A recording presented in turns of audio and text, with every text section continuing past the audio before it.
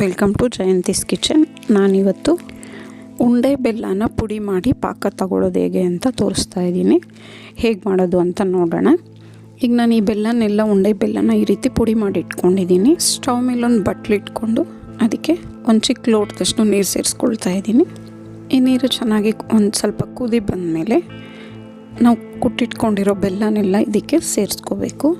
ಬೆಲ್ಲನ ಈ ರೀತಿ ನಾವು ಕುದಿಸಿ ಸೋದಿಸ್ಕೊಳ್ಳೋದ್ರಿಂದ ಅದರಲ್ಲಿರೋ ಗಲೀಜನ್ನೆಲ್ಲ ತೆಗಿಬೋದು.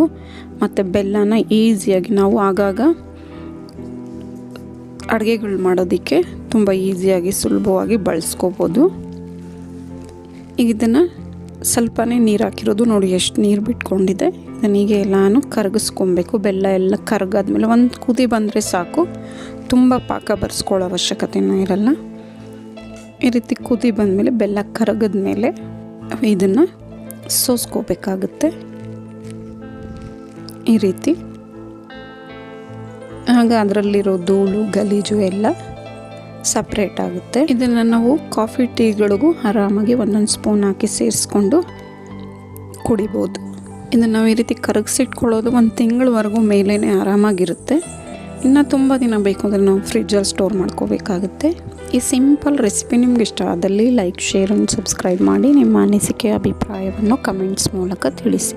Thank you for watching.